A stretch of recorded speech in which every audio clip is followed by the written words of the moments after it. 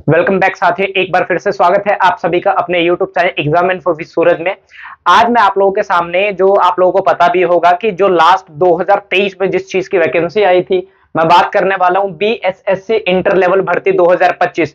अब मैं बात कर रहा हूं आप लोगों से 2023, लेकिन यहां पर हम बात करेंगे 2025। दोनों की वैकेंसीज को इंक्लूड करके यहां पर जो वैकेंसीज की बात करते हैं उसमें कितनी 13,175। पहले की वैकेंसी थी 11,000 के करीब में, आप बात करते 11,900 समथिंग। इस बार 10,000 कुछ क्या किए गए, ऐड किए गए, तो दोनों को मिला करके यहां पर वैकेंसी कितनी रखी गई 23,175। जो लोग कह रहे हैं कि ये सिर्फ और सिर्फ 23,175 इस बार की है, तो बिल्कुल गलत है। आप ऑफिशियल साइट पर जाकर के पूरा चेक कर सकते हैं कि पहले वैकेंसी कितनी आई थी 2023 में और अभी तक वैकेंसी कितनी आई, लेकिन इसका एग्जाम नहीं लिया गया।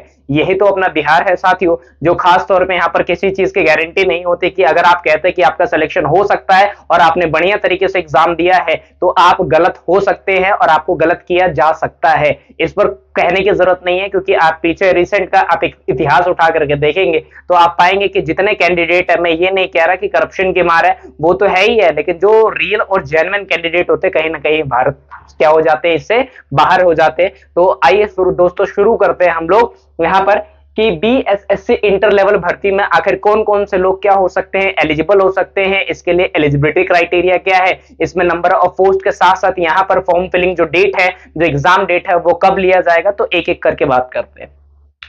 यहाँ पर अगर हम बात करें एप्लीकेशन के बारे में, तो साथियों यहाँ पर जो एप्लीकेशन फॉर्म है वो 15 अक्टूबर से क्या होने हैं, शुरू होने हैं। 27 से यानी कि आज से ही ये आप बात करते हैं नोटिफिकेशन आउट हो चुका है। अब जैसे ही नोटिफिकेशन आउट हुआ है, खलबली सी मच गई है। किन स्टूडेंट्स के मन में आप बात करेंगे, जो ऑलरेडी 2023 में इस वैकेंसी का फॉर्म भर चुके हैं। तो खास तौर पे वो स्टूडेंट, उनके लिए एक सदमे से बाहर आना साथियों कहना गलत नहीं होगा। क्यों? उन बेचारों की क्या गलती है जो खास तौर पे 2023 में इस वैकेंसी को भर चुके हैं, अब उसी को रिवाइज करके, रीशेड्यूल करके, उसमें नंबर ऑफ पोस्ट बढ़ा करके 2025 में ये नोटिफाई किया कि फाइनली यहाँ पर 15 अक्टूबर 2025 में एग्जाम इसका होने जा रहा है। ऐसा क्या नहीं साथियों, ये सिर्फ और सिर्फ क्या है, एप्लीकेशन फॉर्म डेट है। यहाँ पर एग्जाम कब लिया जाएगा ये मेंशन नहीं है, जैसे 2023 में। तो आप बोल सकते, जैसे बंगाली में बोलते हैं खेला होबे, तो ये वही वाला खेला होबे किसके साथ हो रहा है, विद कैंडिडेट्स ऑफ बिहार की बात करते हैं। जो कैंडिडेट, जो एस्पिरेंट 2023 से या उससे पहले से प्रिपरेशन कर रहे हैं, जो इंटर लेवल 12th लेवल के जो क्या होते हैं, एग्जाम होते हैं, जो बीएसएससी के द्वारा कंडक्ट कराए जाते हैं। लास्ट डेट की बात करें साथियों, यहाँ पर 25 नवंबर, ऑलमोस्ट यहाँ पर आपको एक महीने से ज्यादा का समय दिया जाएगा।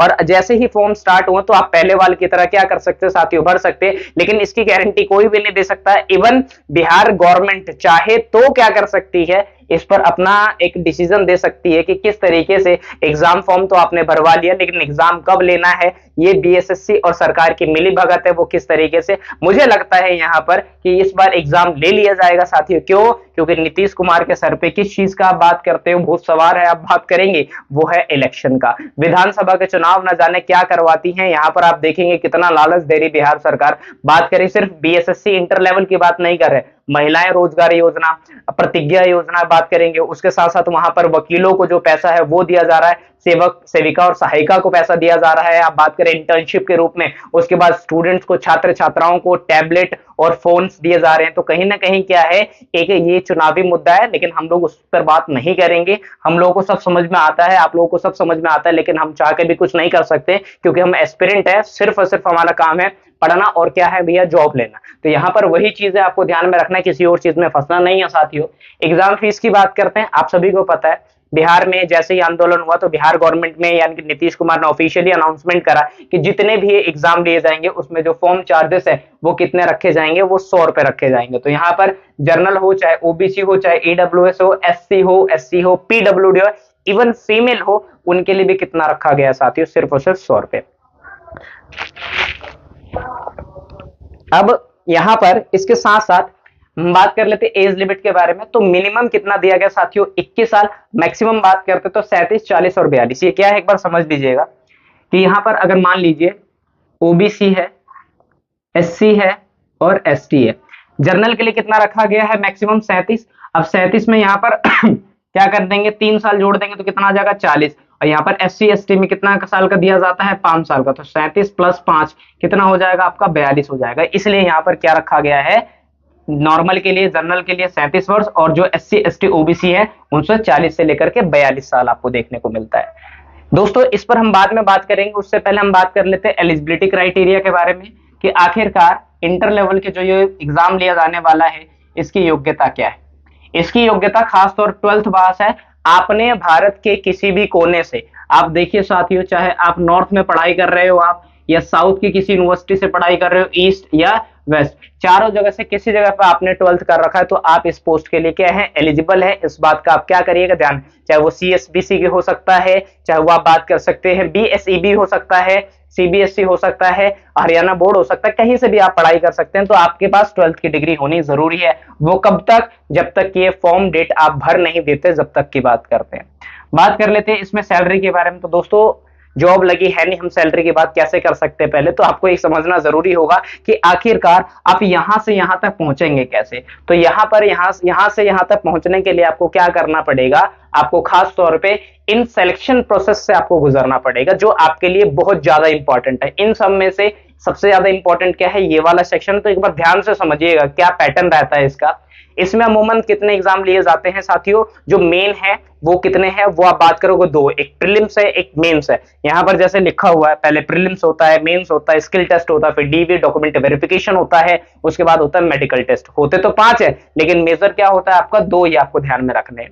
ये जो प्रीलिम्स होता है ये कितने नंबर का होता है साथियों, ये टोटल होता है 150 नंबर का, 150 क्वेश्चन आते हैं। और यहां पर ये जो कितने मार्क्स का होता है, ये 600 मार्क्स का होता है। मतलब क्या है, each and every question carry 1 question carry 4 marks. मतलब यहां पर आपको ध्यान में रखना है कि 150 को अगर आप 4 से मल्टीप्लाई करते हैं कितना आएगा, 600। मतलब हर एक क्वेश्चन अपने आप में कितने नंबर का है, 4 नंबर का है साथियों। तो यहां पर ये टोटल कितने का होगा, 600 का। टाइम आपको कितना दिया जाता है, 2.25 घंटा की बात करते हैं, 2 घंटा 15 मिनट। नेगेटिव मार्किंग है तो यहां पर आपको 1/4 देखने को, मतलब ये आपको समझना ये है कि यहां पर अगर आप एक क्वेश्चन भी गलत करते हैं तो उस एक क्वेश्चन का कितना मार्क्स काटे जाएंगे साथियों, 1 मार्क्स काटा जाएगा। लगभग निकालेंगे तो 1/4 आपका आएगा।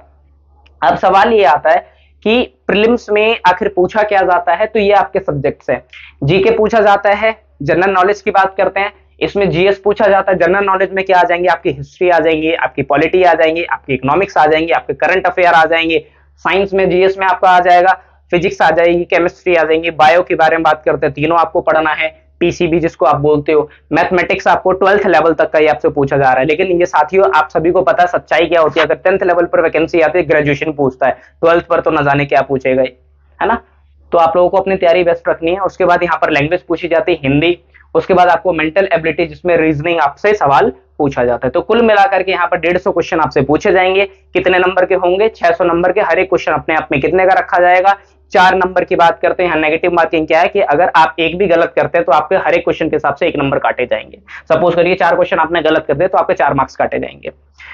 अब इसके बाद हम बात कर लेते हैं किसके बारे में, मेंस के बारे में। मेंस भी कितने नंबर का होता है यहाँ पर आपको ध्यान में रखना है।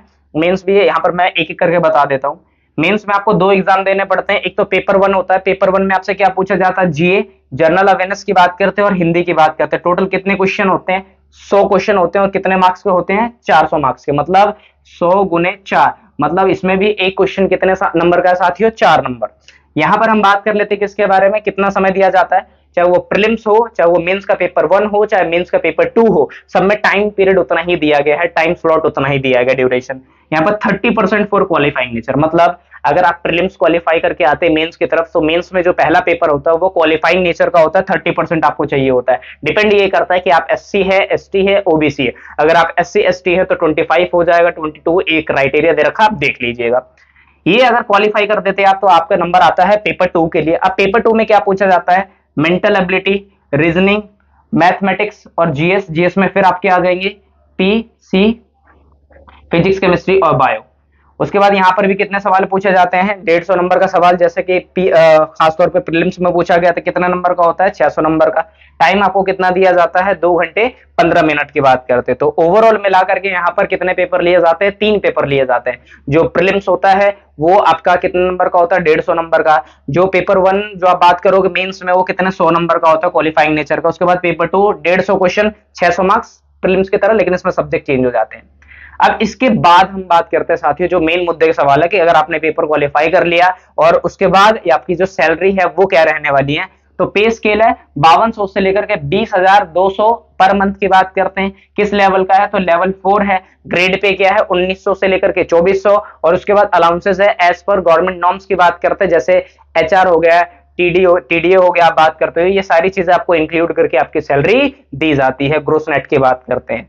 उसके बाद यहाँ पर अगर बात कर लीजिए कि जो मेंस में जो टोटल होते हैं 100 का ये हो गया और 150 का ये होगा, 250 हो गए। अब 250 को मल्टीप्लाई कर दीजिए 4 से, कितने मार्क्स का हो गया साथियों, 1000 मार्क्स का। तो आप ये बोल सकते हैं जो प्रीलिम्स होता है वो कितने नंबर का होता है, 150 नंबर का। यहाँ पर जो आप बात करते हो मेंस में पेपर 1 और पेपर 2 क्वालिफाइंग और जो मेन पेपर, उन दोनों को मिलाकर के कितना नंबर का पूछा जाता है, 1000 मार्क्स का पूछा जाता है। तो इस चीज का आपको क्या करना है साथियों, ध्यान में रखना है। फिर भी आप लोगों को कोई डाउट होता है तो कमेंट सेक्शन में कमेंट कर सकते हैं, और आपको सजेशन देना तो इवन आप सजेशन दे सकते हैं कि आपको यहाँ पर और क्या समझने की जरूरत है या और क्या ठीक करने की जरूरत है। Thank you.